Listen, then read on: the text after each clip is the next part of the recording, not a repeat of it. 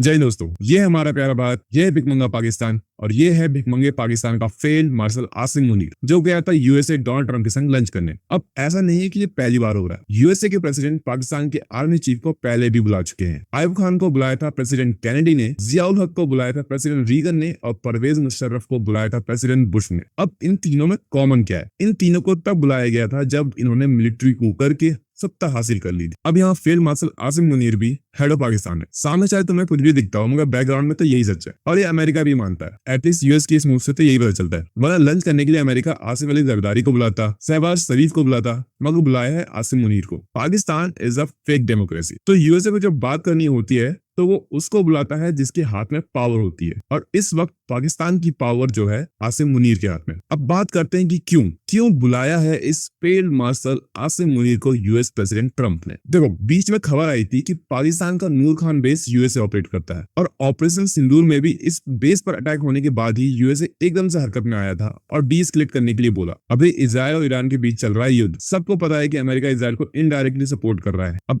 एक दिन पहले डोनाल्ड ट्रंप ने ये ट्वीट किया। इसमें पहला ट्वीट था, हमें पता है कि सुप्रीम लीडर खमेनी कहाँ छुपा हुआ है। ये एक इजी टारगेट है, मगर हम इसे अभी नहीं मारेंगे। फिलहाल के लिए तो नहीं मारेंगे। हम नहीं चाहते सिविलियंस पर मिसाइल्स गिरे और हमारा सब्र का बांध टूट रहा है। ये था पहला ट्वीट। दूसरा ट्वीट था अनकंडीशनल सरेंडर। अब ये दोनों ट्वीट ईरान के लिए थे। वो ईरान को कह रहे हैं कि अनकंडीशनल सरेंडर करो, मतलब कोई बातचीत नहीं होगी, सीधा सीधा सरेंडर, कोई नेगोशिएशन नहीं। ये दोनों ट्वीट बताती है कि यूएस जल्द ही इजराइल का साथ देने के लिए ईरान के संग जंग करने वाला है। अगर यूएस वॉर में जाता है तो उसे उस रीजन में एयर स्पेस चाहिए, और वो एयर स्पेस देगा पाकिस्तान। तो सीधे साफ शब्दों में बोलूं तो आसिम मुनीर यूएस से मिलियंस ऑफ बिलियंस डॉलर लेके अपनी करेगा जेब गरम, और अमेरिका को पाकिस्तान का एयर स्पेस देगा भाड़े पर। जिस ईरान के लिए बोलते थे कि इजराइल को न्यूक कर देंगे अगर इजराइल ने ईरान को न्यूक किया, ये लोग उसी ईरान की पीठ में खंजर उतारने जा रहे हैं। इसी कारण से पाकिस्तान का आईएमएफ का लोन भी अप्रूव हो गया। वर्ल्ड बैंक से $40 billion as long term package आ रहा है, और आसिम मुनीर को ट्रंप ने लंच पर बुलाया है। देखो, पाकिस्तान किसी का सगा नहीं। कुछ दिन पहले तक चाइना और टर्की इनके अब्बू थे, और जब इनको पता चला ऑपरेशन सिंदूर के दौरान कि चाइना और टर्की के हथियार तो इंडिया के सामने काम ही नहीं कर पा रहे, तो इन्हें कुछ तो करना था ना। सिंपल,